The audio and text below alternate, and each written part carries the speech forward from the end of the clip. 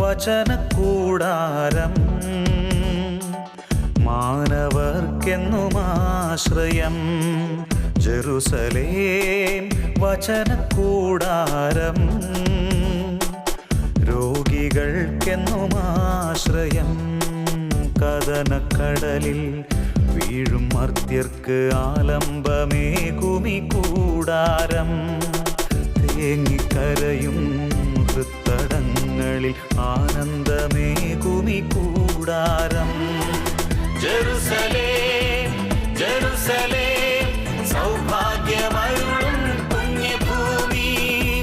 Jerusalem Jerusalem സൗഖ്യമേകുന്ന പുണ്യഗേഹം.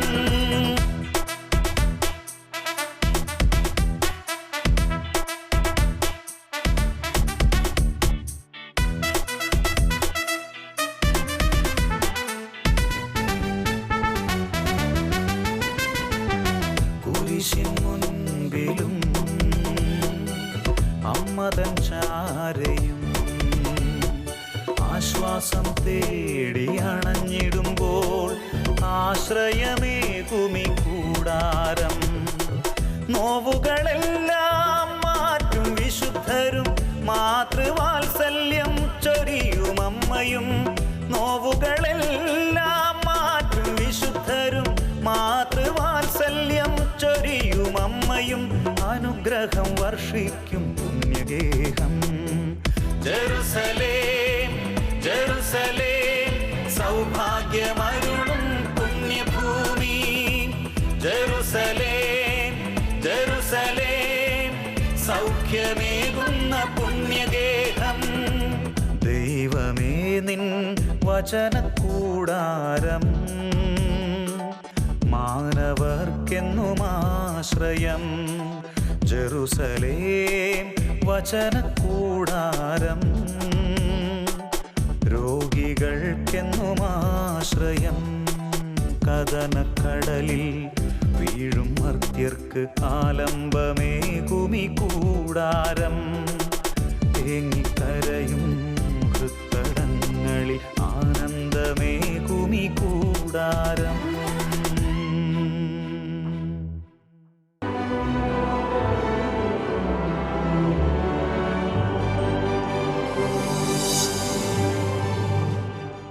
വിശുദ്ധ യോഹന്നാൻ്റെ സുവിശേഷം 20-ാം അധ്യായം 19 മുതലുള്ള തിരുവചനത്തിൽ നമ്മൾ വായിച്ച് ശ്രവിച്ച് മനസ്സിലാക്കുന്ന ഇപ്രകാരമാണ്. ആഴ്ചയുടെ ആദ്യ ദിവസം ഈശോ ശിഷ്യന്മാർക്ക് പ്രത്യക്ഷപ്പെട്ടിട്ട് പറഞ്ഞു, നിങ്ങൾക്ക് സമാധാനം. ഇപ്രകാരം പറഞ്ഞുകൊണ്ട് ഈശോ തൻ്റെ കൈകളും പാർശ്വവും ശിഷ്യന്മാരെ കാണിച്ചു കൊടുത്തു. വീണ്ടും പറഞ്ഞു, നിങ്ങൾക്ക് സമാധാനം. എൻ്റെ പിതാവ് എന്നെ അയച്ചതുപോലെ ഞാനും നിങ്ങളെ അയക്കുന്നു. പ്രിയപ്പെട്ടവരെ, കർത്താവ് സമാധാനത്തിൻ്റെ സന്ദേശവുമായി വന്ന് സമാധാനം എല്ലാ മനുഷ്യഹൃദയങ്ങളിലും നിറച്ചു കൊടുത്തതിന് ശേഷം വീണ്ടും ഈശോ ശിഷ്യന്മാരോട് പറയുന്നു, എൻ്റെ പിതാവ് എന്നെ അയച്ചതുപോലെ ഞാനും നിങ്ങളെ അയക്കുന്നുവെന്ന്. പ്രിയപ്പെട്ടവരെ, ഇന്ന് നമ്മുടെ ജീവിതത്തിൽ ഒരു പ്രശ്നം ഉണ്ടാകുമ്പോൾ നമ്മൾ എങ്ങോട്ടാണ് പോണേ? ഒരു പ്രതിസന്ധിയോ ബുദ്ധിമുട്ടോ വേദനയോ തരണം ചെയ്യാൻ പറ്റില്ല എന്ന് തോന്നുന്ന എന്തെങ്കിലും ബുദ്ധിമുട്ടുകളോ വരുമ്പോഴത്തേനും നമ്മുടെ നാട്ടിലെ യുവതി യുവാക്കൾ എങ്ങോട്ടാണ് ഓടുന്നത്?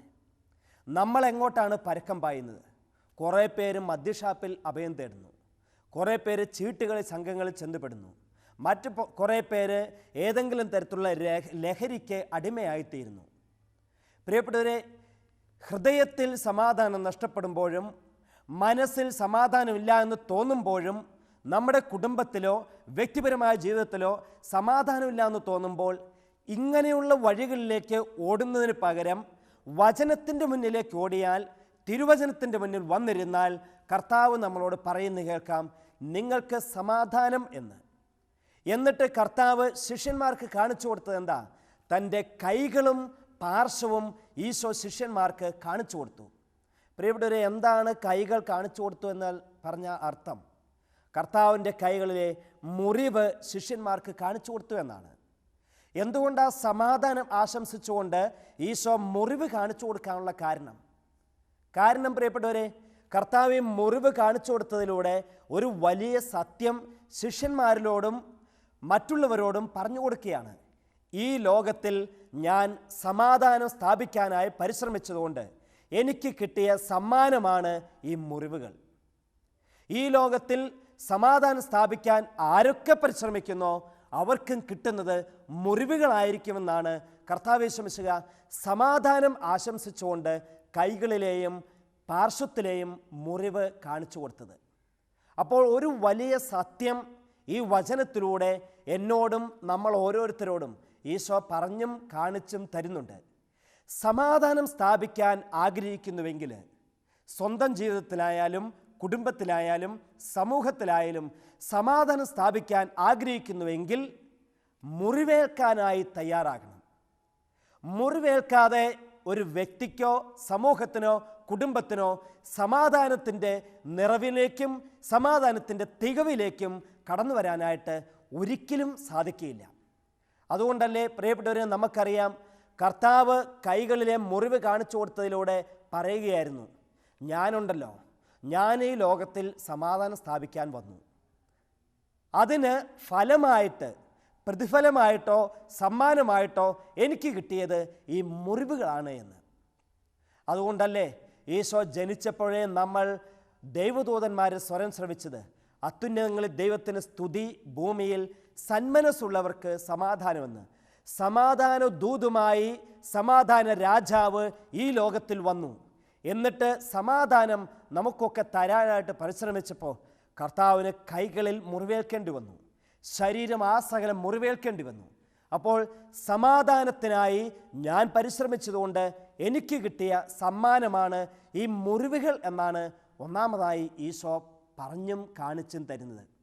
വീണ്ടും അതുകൊണ്ടാണ് കർത്താവ് പറഞ്ഞ് നിങ്ങൾക്ക് സമാധാനം എന്ന് പറഞ്ഞ് മുറിവ് കാണിച്ചു കൊടുത്തു. രണ്ടാം വട്ടവും ശിഷ്യന്മാരോട് ഈശോ ഇങ്ങനെ പറഞ്ഞെങ്കിൽ അതിനുള്ളൊരു കാരണമുണ്ട്. വീണ്ടും കർത്താവ് പറഞ്ഞു നിങ്ങൾക്ക് സമാധാനമെന്ന്. അതായത് ഈശോ ഉറപ്പിച്ചും തറപ്പിച്ചും പറയുകയാണ്, ഈ ലോകത്തിൽ മറ്റൊരു മാർഗമില്ല കേട്ടോ എന്ന്. സമാധാനം സ്ഥാപിക്കാൻ വേറെ ഒരു മാർഗം ഇല്ല മുറിവേൽക്കലല്ലാതെ.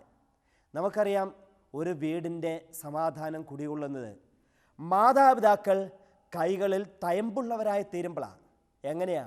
മക്കൾക്ക് വേണ്ടി അധ്വാനിച്ച് കൈകൾ മുഴുവൻ തയമ്പുമായിട്ട് വരുന്ന ഒരപ്പൻ്റെ വീട്ടിൽ നിത്യവും സമാധാനം ഉണ്ടായിരിക്കും. കുഴിമടിയന്മാരായിട്ടിരിക്കുന്ന മക്കളോ മാതാപിതാക്കളോ ഉള്ള കുടുംബത്തിൽ ഒരിക്കലും സമാധാനമോ സ്വസ്ഥതയോ ഇല്ല എന്ന് നമുക്കറിയാം. പകലന്ത്യോളം അധ്വാനിച്ചും കഷ്ടപ്പെട്ടും ബുദ്ധിമുട്ടിയും വരുന്ന ഏതൊരപ്പൻ്റെയും ഹൃദയം നിറയെ സമാധാനമാണ്. അല്ലാതെ ഞാൻ ഇന്ന് മുഴുവൻ പണിയെടുത്തല്ലോ, ജോലി ചെയ്യേണ്ട വന്നല്ലോ എന്നോർത്തുള്ള ദുഃഖമല്ല. അധ്വാനിച്ചതിൻ്റെ സംതൃപ്തിയും സമാധാനവുമാണ്. അങ്ങനെയുള്ള കുടുംബങ്ങളിൽ ദൈവത്തിൻ്റെ സമാധാനം നിലനിൽക്കും, കൈകളിൽ തയമ്പുള്ള കുടുംബങ്ങളിലും മാതാപിതാക്കളിലും. അതുകൊണ്ടാണ് സാധാരണയായി നമ്മൾ പറയും, തേയാനും ഒരയാനും തയ്യാറുള്ള ടയറുകളുണ്ടെങ്കിലേ വാഹനങ്ങൾ ഓടുകയുള്ളൂന്ന്.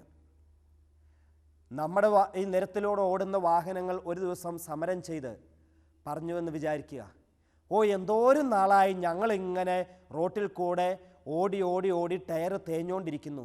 ടയറുകളൊക്കെ കൂടെ പറഞ്ഞു, ഇനി തൊട്ട് ഞങ്ങൾ ഇങ്ങനെ ഓടി ഒരയാനും തേയാനുമില്ല, ഞങ്ങളിങ്ങനെ മലർന്ന് കിടന്നോളാം, ഇനി കുറേ ദിവസം വാഹനങ്ങളൊക്കെ മലർന്നോടിക്കോളാം പറഞ്ഞാൽ ഒറ്റ വണ്ടികളും ഓടില്ല. പ്രിയപ്പെട്ടവരെ, ഒരയാനും തേയാനും തേഞ്ഞ് തീരാനും തയ്യാറുള്ള ടയറുകൾ ഉള്ളതുകൊണ്ടല്ലേ ഈ വാഹനങ്ങൾ ഇങ്ങനെ കുതിച്ച് പായുന്നത്. ഒരു വീട് ചലനാത്മകമാകണമെങ്കിൽ, ഒരു സമൂഹം ചലനാത്മകമായി തീരണമെങ്കിൽ ഇങ്ങനെ തേഞ്ഞു തീരാൻ തയ്യാറുള്ള വ്യക്തികൾ ഉണ്ടായിരിക്കണം. എങ്ങനെയാ മഹാത്മാഗാന്ധി എന്ന ഒറ്റ വ്യക്തിക്ക് ഈ വലിയ ഭാരത ജനതയെ ഒന്നടങ്കം ചലിപ്പിക്കാനും സ്വാതന്ത്ര്യത്തിലേക്ക് നയിക്കാനും സാധിച്ചത്? അദ്ദേഹം മുറിവേൽക്കാൻ തയ്യാറായി. ശരീരം മുഴുവൻ മനസ്സ് മുഴുവൻ മുറിവേൽക്കാൻ തയ്യാറായപ്പോൾ ഭാരതീയ ജനത ഒന്നടങ്കം സ്വാതന്ത്ര്യത്തിലേക്ക് നയിക്കപ്പെട്ടു. പ്രിയപ്പെട്ടവരെ, ഈശോ അതുകൊണ്ട് വീണ്ടും ശിഷ്യന്മാരോട് പറഞ്ഞു, എൻ്റെ പിതാവ് എന്നെ അയച്ചതുപോലെ ഞാനും ഇതാ നിങ്ങളെ അയക്കുന്നുവെന്ന്. എൻ്റെ പിതാവ് എന്നെ അയച്ചതുപോലെ ഞാനും ഇതാ നിങ്ങളെ അയക്കുന്നുവെന്ന്. എന്തിനു വേണ്ടിയിട്ടായിരിക്കും ഈശോ നമ്മളെ അയക്കുന്നത്? ഒരൊറ്റ കാര്യത്തിന് വേണ്ടിയിട്ടാണ്, മുറിവേൽക്കാനായിട്ട് ഇതാ അയക്കുന്നുവെന്നാണ് പറഞ്ഞത്. മുറിവേൽക്കാനായിട്ട് എൻ്റെ പിതാവ് എന്നെ അവിടുത്തെ പക്കൽ നിന്നും ഭൂമിയിലേക്ക് അയച്ചു. അങ്ങനെ ഭൂമിയിൽ സമാധാനം സ്ഥാപിക്കാനായിട്ട് എന്നെ വിട്ടു. ഇതാ ഇനി എൻ്റെ ദൗത്യം പൂർത്തിയാക്കി. ഇനി നമ്മളെയാണ് പ്രിയപ്പെട്ടവരെ കർത്താവ് ഭരമേൽപ്പിച്ചിരിക്കുന്നത്.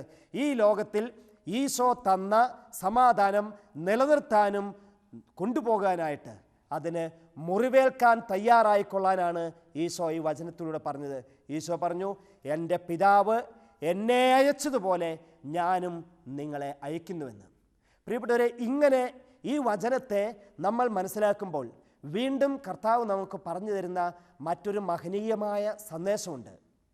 ഇങ്ങനെ മുറിവേൽക്കുമ്പോൾ മനസ്സ് പതറാതിരിക്കാനും അടിപതറാതിരിക്കാനും നിരാശയിലേക്ക് നിവേദിക്കാതിരിക്കാനും കർത്താവ് പറഞ്ഞു, പരിശുദ്ധാത്മാവിനെ നിങ്ങൾ സ്വീകരിക്കുമെന്ന്. അതാണ് ഫിലിപ്പിയക്കാർക്ക് എഴുതിയ ലേഖനത്തിൽ ഇപ്രകാരം വിശുദ്ധ പൗലോസ് ശ്ലീഹ പറഞ്ഞത്, പരിശുദ്ധാത്മാവ് നിങ്ങളെ ശക്തിപ്പെടുത്തുമെന്ന്. ശക്തിപ്പെടുത്തുന്ന ആത്മാവിൻ്റെ അഭിഷേകം എന്നിലും നമ്മളിൽ ഓരോരുത്തരിലുണ്ടെങ്കിൽ സമാധാനത്തിന് വേണ്ടി യത്നിക്കാൻ നമ്മൾ സദാ ആഗ്രഹവും ആവേശവും അഭിനിവേശവും ഉള്ളവരായിരിക്കും. ഒരിക്കലും പിന്നോക്കം പായാത്ത വിധത്തിൽ മുന്നോട്ട് സമാധാനത്തിൻ്റെ അനന്തവിഹായസിലേക്ക് നടന്നെടുക്കാൻ അല്ല കുതിച്ചു പായാനായിട്ട് നമുക്ക് സാധിക്കും, ഈ ആത്മാവിൻ്റെ ശക്തി ഉണ്ടെങ്കിൽ. അതാണ് ഈശോ പറഞ്ഞത്, നിങ്ങളെ ഞാൻ അനാഥരായി വിടുകയില്ല എന്ന്. പ്രിയപ്പെട്ടവരെ, അപ്പം മുറിവേൽക്കാനായിട്ട് കർത്താവ് നമ്മളെ സ്വാഗതം ചെയ്യുന്നുണ്ടെങ്കിൽ അത് ഒറ്റയ്ക്കല്ല എന്ന് ഓർക്കണം. ആത്മാവിൻ്റെ അഭിഷേകത്തോടും ആത്മാവിൻ്റെ ശക്തിയോടും കൂടിയാണ് മുറിവേൽക്കാൻ തയ്യാറായിക്കൊള്ളാനായിട്ട് ഈശോ നമ്മളോട് പറയുന്നത്. അപ്പോൾ പ്രിയപ്പെട്ടവരെ, എൻ്റെയോ നമ്മുടെയോ ജീവിതത്തിൽ ഏതെങ്കിലുമൊക്കെ മുറിവുകൾ ഉണ്ടാകുന്നെങ്കിൽ, ആരെങ്കിലും കുത്തി നോയിക്കുന്നെങ്കിൽ, പരദൂഷണം പറയുന്നെങ്കിൽ, ഏതെങ്കിലും തരത്തിൽ നമ്മളെ തകർക്കാൻ നോക്കുന്നുവെങ്കിൽ, എല്ലാ തരത്തിലും നമ്മളെ ഇടിച്ച് താഴ്ത്താൻ നോക്കുന്നുവെങ്കിൽ ഓർക്കണം, ഈ ലോകത്തിൽ നമ്മൾ സമാധാനം സ്ഥാപിക്കാൻ പരിശ്രമിച്ചതുകൊണ്ടാണ് അങ്ങനെ സംഭവിക്കുന്നതെന്ന്. പ്രിയപ്പെട്ടവരെ, ഇതിൽ അതിമനോഹരമായ ഒരു സംഗതി നമ്മൾ മനസ്സിലാക്കേണ്ടത്, കർത്താവ് സമാധാനം തന്നു, എന്നാൽ നമുക്കത് കിട്ടിയോ? ഈശോ 2 പ്രാവശ്യമൊക്കെ ആശംസിച്ച് ശിഷ്യന്മാർക്ക് കൊടുത്തു, ശിഷ്യന്മാരിൽ അത് നിറഞ്ഞു. എന്നാൽ ഇന്നും നമ്മളിൽ ഈ സമാധാനം നിറഞ്ഞു നിൽക്കുന്നുണ്ടോ? ഇല്ലാത്തത്, ചിലപ്പോഴൊക്കെ ഇല്ല എന്ന് തോന്നുന്നത് ഈ മുറിവേൽക്കാനുള്ള ഒരുക്കം ഇല്ലാത്തതുകൊണ്ടാണ്. നമുക്കറിയാം, വിശുദ്ധ കുർബാനയിൽ സമാധാനം ആശംസിക്കുന്നത് എപ്രകാരമാണ്? ഏതെങ്കിലും ഒരു റോസപ്പൂവ് എടുത്ത് കാണിച്ചിട്ട് ഇതാ നിങ്ങൾക്ക് സമാധാനം എന്ന് പറഞ്ഞുകൊണ്ടല്ല, മറ്റേതെങ്കിലും പുഷ്പങ്ങൾ കാണിച്ചിട്ടോ ഒരു പ്രാവിനെ പറത്തിയിട്ടോ അല്ല സമാധാനം തരുന്നത്. നമുക്കറിയാം, ഇന്നത്തെ കാലഘട്ടത്തിൽ ഏതെങ്കിലും മതങ്ങൾ തമ്മിലോ രാഷ്ട്രീയ പാർട്ടികൾ തമ്മിലോ പ്രശ്നങ്ങളുണ്ടായി, മതസ്പർദ്ധയുണ്ടായി, സമൂഹത്തിൽ ആകെ അസ്വസ്ഥത പടരുമ്പോൾ നേതാക്കന്മാരൊക്കെ ഒരുമിച്ച് കൂടിയല്ലേ, എന്നിട്ട് കുറേ പ്രസംഗങ്ങൾ കഴിഞ്ഞ് ഓരോരുത്തരും വെള്ളരി പ്രാവുകളെ ആകാശത്തിലോട്ട് പറത്തിവിടും. ഇങ്ങനെ പറത്തിവിടുമ്പോൾ പ്രിയപ്പെട്ടവരെ, ആർക്കാ സമാധാനം കിട്ടുന്നത്? പ്രാവുകൾക്ക് സമാധാനം കിട്ടും.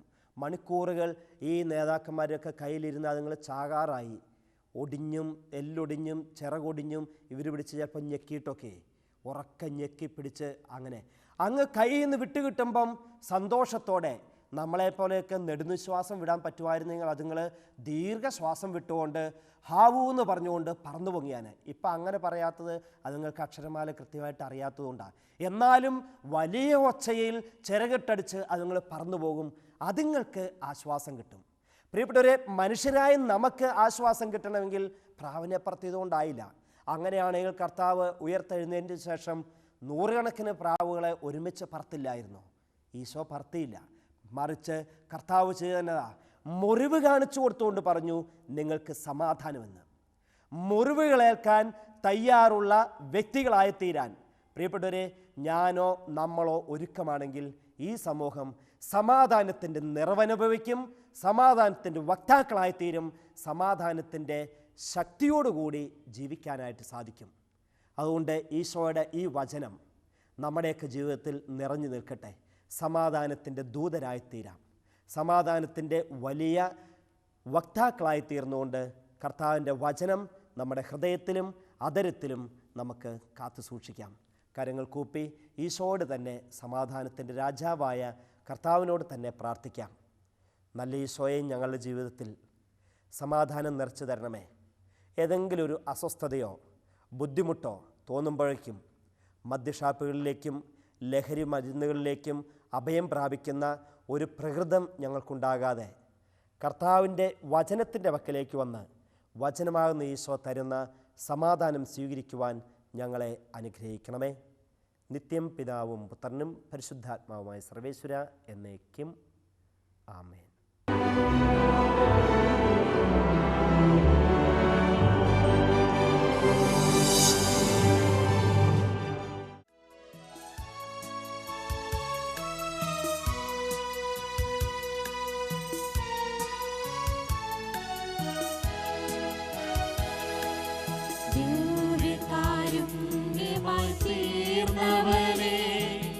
ദിനരാത്രം കൂടെ വസിപ്പവനേ, നിൻ സ്നേഹ സാന്നിധ്യം എത്ര ഭാഗ്യം, നിൻ മുൻപിലാവതും എത്ര ധന്യം. ദിവ്യകാരുണ്യമായി തീർന്നവനേ, ദിനരാത്രം കൂടെ വസിപ്പവനേ, നിൻ സ്നേഹ സാന്നിധ്യം എത്ര ഭാഗ്യം, നിൻ മുൻപിലാവതും എത്ര ധന്യം. ആരാധന ആരാധന യേശുവേ നാഥ, ആരാധന ആരാധന ആരാധന യേശുവേ നാഥ, ആരാധന യേശുവേ നാഥ, ആരാധന യേശുവേ നാഥ, ആരാധന. ഈശോ ശിഷ്യന്മാർക്ക് പ്രത്യക്ഷപ്പെട്ടുകൊണ്ട് അരുളി ചെയ്തു, നിങ്ങൾക്ക് സമാധാനം. കർത്താവേ, ഈ ലോകത്തിൽ എന്തുമാത്രം ആളുകളാണ് സമാധാനമില്ലാതെ, ശാന്തിയില്ലാതെ, സ്വസ്ഥതയില്ലാതെ ജീവിക്കുന്നത്. കർത്താവെ, അങ്ങ് നൽകിയ സമാധാനം ഇന്ന് പല ഹൃദയങ്ങളിലും എത്തിച്ചേരുന്നില്ല. അലിവുള്ള കർത്താവെ, ഈ ലോകത്തിൽ സമാധാനമില്ലാതെ, ശാന്തിയില്ലാതെ, സ്വസ്ഥതയില്ലാതെ ജീവിക്കുന്ന സകല വ്യക്തികളിലേക്കും സമൂഹങ്ങളിലേക്കും രാഷ്ട്രങ്ങളിലേക്കും സമാധാനത്തിൻ്റെ വലിയ ശക്തി അങ്ങ് വർഷിക്കുവാൻ അലിവുണ്ടാകണമേ എന്ന്, അങ്ങനെ സകല ജനപദങ്ങളിലും ആശ്വാസം പകരണമേ എന്ന് ഒന്ന് ചേർന്ന് അങ്ങേ ആരാധിച്ചുകൊണ്ട് ഞങ്ങൾ പ്രാർത്ഥിക്കട്ടെ. അലിവുള്ള ദൈവമേ കനിവാകണേ, ആശ്വാസമേകുവാൻ കനിവാകണേ. എല്ലാവരും ഒരുമിച്ച് അലിവുള്ള ദൈവമേ കനിവാകണേ, ആശ്വാസമേകുവാൻ കനിവാകണേ. കർത്താവേ, എത്രയോ കുടുംബങ്ങളിലാണ് സമാധാനമില്ലാതെ, ശാന്തിയില്ലാതെ ജീവിക്കുന്ന ആളുകളുള്ളത്. എന്നും നിത്യകലഹത്തോടെ പരസ്പരം വൈരാഗ്യവും ദേഷ്യവും അരിശവുമായി ജീവിക്കുന്ന എത്രയോ വ്യക്തികളാണുള്ളത്. ജീവിതത്തിൽ ഒരു മണിക്കൂർ പോലും സ്വസ്ഥതയും സമാധാനവും ശാന്തിയുമില്ലാത്ത അനേകം കുടുംബങ്ങളുണ്ടല്ലോ കർത്താവേ. ദൈവമേ, ആരാധന വേളയിൽ ഞങ്ങൾ അങ്ങയോട് മുട്ടിപ്പായി പ്രാർത്ഥിക്കുന്നു. ഓരോ കുടുംബങ്ങളിലും ശാന്തിയും സമാധാനവും ഉളവായി തീരാൻ അവരിലൊക്കെ അലിവുള്ള ഒരു ഹൃദയം കൊടുക്കണമേ എന്ന് അലിവുള്ള നാഥനോട് ഞങ്ങൾ ഒന്ന് ചേർന്ന് വിളിച്ച് അപേക്ഷിക്കട്ടെ. അലിവുള്ള ദൈവമേ കനിവാകണേ, ആശ്വാസമേകുവാൻ കനിവാകണേ. എൻ്റെ കർത്താവേ, മദ്യത്തിനും മയക്കുമരുന്നിനും അടിമകളായിട്ട് നിത്യവും സമാധാനവും ശാന്തിയുമില്ലാതെ ജീവിക്കുന്ന എന്തുമാത്രം ആളുകളാണുള്ളത്. അവരറിയുന്നില്ലല്ലോ കർത്താവേ, അങ്ങ് നൽകുന്ന സമാധാനത്തിൻ്റെ നിറവ് എത്രമാത്രമാണെന്ന്. അവർ തിരിച്ചറിയുന്നില്ലല്ലോ കർത്താവെ, അങ്ങ് നൽകുന്ന സമാധാനവും ശാന്തിയും എത്രയോ മഹനീയമാണെന്ന്. ഈശോയെ, ഇത്തരത്തിലുള്ള ലഹരികളിൽ നിന്നും പിന്മാറുവാനും അങ്ങ് നൽകുന്ന സമാധാനത്തിലേക്കും ശാന്തിയിലേക്കും തിരിച്ചു വരുവാനും ഓരോ മക്കളോടും അലിവ് കാണിച്ച് അങ്ങയുടെ അലിവുള്ള ഹൃദയത്തിലേക്ക് അവരെയൊക്കെ ആനയിക്കണമേ എന്ന് ഒന്ന് ചേർന്ന് കർത്താവിനെ വിളിച്ച് നമുക്ക് അപേക്ഷിക്കാം. അലിവുള്ള ദൈവമേ കനിവാകണേ, ആശ്വാസമേകുവാൻ കനിവാകണേ. എൻ്റെ ദൈവമേ, എന്തുമാത്രം ആളുകളാണ് മറ്റുള്ളവരിൽ നിന്ന് ഉപദ്രവങ്ങൾ ഏറ്റുവാങ്ങി ജീവിക്കുന്നത്. അടികിട്ടിയും ഇടികിട്ടിയും നിരന്തരം ഉപദ്രവങ്ങൾ ഏറ്റു സ്വീകരിച്ചും മരിച്ച് ജീവിക്കുന്ന എന്തുമാത്രം ആളുകളാണുള്ളത്. കർത്താവെ, അങ്ങയുടെ കൈകളും പാർശ്വവും കാണിച്ചിട്ട് പറഞ്ഞില്ലേ നിങ്ങൾക്ക് സമാധാനമെന്ന്. ഈ ഭൂമിയിൽ മുറിവേറ്റ് ജീവിക്കുന്ന അനേകായിരം ജന്മങ്ങൾക്ക്, ജീവിതങ്ങൾക്ക് ശാന്തിയും സമാധാനവും ഉണ്ടാകുവാൻ, അലിവേകുവാൻ, കർത്താവെ ആശ്വാസമരുളുവാൻ അലിവ് കാണിക്കണമേ എന്ന് ഒന്ന് ചേർന്ന് അങ്ങയുടെ തിരുനാമം വിളിച്ച് ഞങ്ങൾ പ്രാർത്ഥിക്കട്ടെ.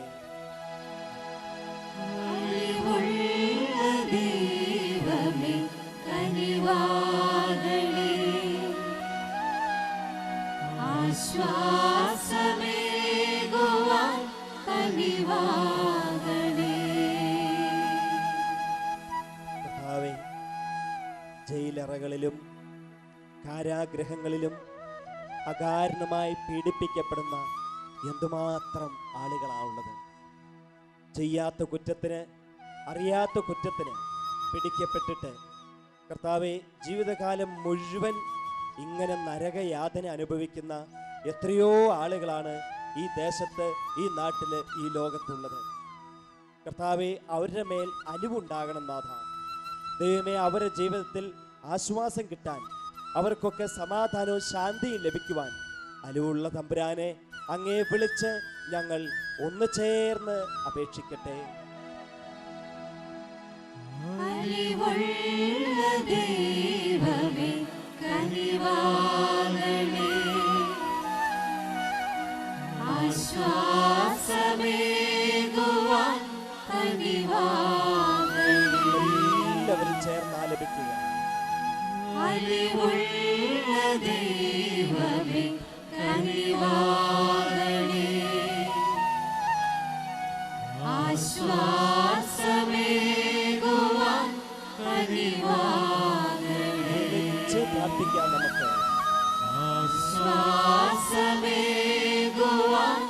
കനിവാകണേ. ചേർന്ന് അപേക്ഷിക്കുക. ആശ്വാസമേകുവാൻ കനിവാകണേ. ആശ്വാസം നൽകുന്ന കർത്താവ്, സമാധാനം നൽകുന്ന കർത്താവ് ഇതാ അനുഗ്രഹിക്കാനും ആശീർവദിക്കാനും ഒരുങ്ങുന്നു. ദിവ്യകാരുണ്യനാഥന്റെ അനുഗ്രഹാശീർവാദം ഏറ്റു സ്വീകരിച്ചുകൊണ്ട് അലിവുള്ള കർത്താവിൻ്റെ ആശ്വാസവും സമാധാനവും നമ്മുടെ ജീവിതത്തിൽ നമുക്ക് ഏറ്റു സ്വീകരിക്കാം. കൈകൾ തുറന്നു പിടിച്ച് എളിയ സ്വരത്തിൽ കർത്താവിനെ സ്തുതിച്ച് പ്രാർത്ഥിച്ചുകൊണ്ട് ഈശോയുടെ അനുഗ്രഹം പ്രിയപ്പെട്ടവരെ നമുക്ക് ഏറ്റു സ്വീകരിക്കാനായിട്ട് ഒരുങ്ങാം. Hallelujah, hallelujah, hallelujah. യേശുവേ നന്ദി, പിതാവേ സ്തുതി. ദൈവമേ, ഞങ്ങൾ അങ്ങയെ സ്തുതിക്കുന്നു. Hallelujah, hallelujah, hallelujah.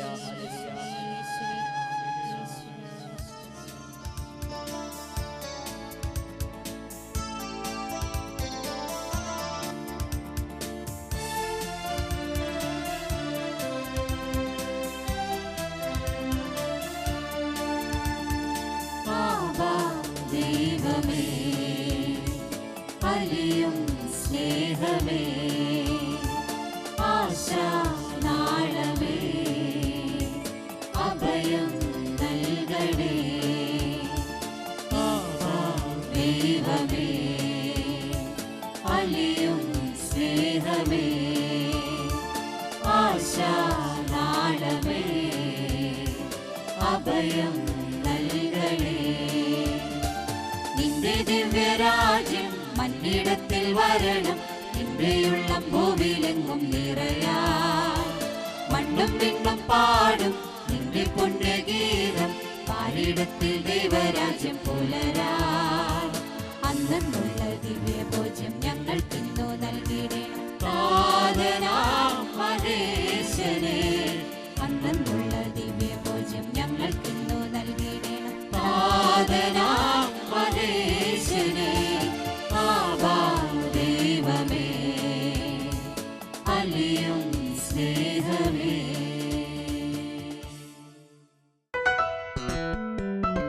ദൈവമേ നിൻ വചനക്കൂടാരം മാനവർക്കെന്നും ആശ്രയം ജെറുസലേം വചനക്കൂടാരം രോഗികൾക്കെന്നും ആശ്രയം കദനക്കടലിൽ വീഴും മർത്യർക്ക് ആലംബമേകുമി കൂടാരം തേങ്ങിക്കര